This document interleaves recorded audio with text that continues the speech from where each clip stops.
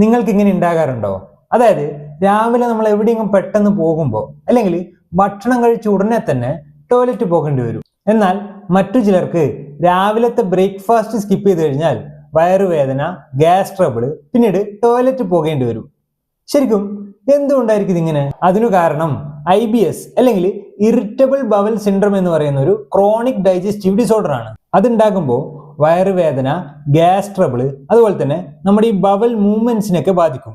അതുവഴി മലബന്ധം, അതുപോലെ തന്നെ ലൂസ് മോഷൻ ഒക്കെ ഉണ്ടാവും. ചിലപ്പോൾ ഇത് രണ്ടും ഒരുമിച്ചുണ്ടാവാനും ഇടയുണ്ട്. സാധാരണ ഇത് ഉറക്കമില്ലായ്മ, സ്ട്രെസ്, ആൻസൈറ്റി, ഈ ഭക്ഷണം കഴിക്കുന്നതിലുള്ള മിസ്റ്റേക്കുകൾ, പിന്നെ ഈ ഫാസ്റ്റ് ഫുഡ് നന്നായിട്ട് കഴിക്കുക, അങ്ങനെയുള്ളവരിലൊക്കെയാണ് ഇത് ഉണ്ടാവാൻ ഇടയുള്ളത്. ഈ ഭക്ഷണത്തെ കുറിച്ച് പറയുകയാണെങ്കിൽ ഈ സ്പൈസി ആയിട്ടുള്ള ഓയിലി ഫുഡുകൾ, പിന്നെ ഈ ഓയിലി സ്നാക്സ്, അധികമായിട്ട് ചായ, കാപ്പി, പിന്നെ ഈ കാർബണേറ്റഡ് ഡ്രിങ്ക്സും, കൂടാതെ ഉള്ളി, കാബേജ്, പിന്നീട് ഈ ബേക്കറി ഐറ്റംസ്, ചില ആൾക്കാരിൽ പാല് പോലും ഈ ഒരു IBS ഉണ്ടാക്കാൻ ഇടയുണ്ട്.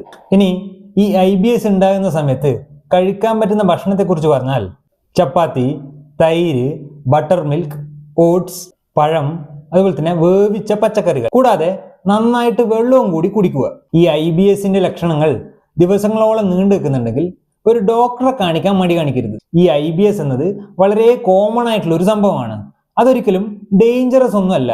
ശരിക്കും അതിനെ നമുക്ക് മാനേജ് ചെയ്യാൻ പറ്റുന്നതേ ഉള്ളൂ. പക്ഷെ ഒരു മരുന്നിലുപരി ഈ ഒരു IBSന്റെ ഘട്ടത്തിൽ നിങ്ങളുടെ വയറിന് ഒരു കംപ്ലീറ്റ് ഡയറ്റ് റുട്ടീനാണ് വേണ്ടത്.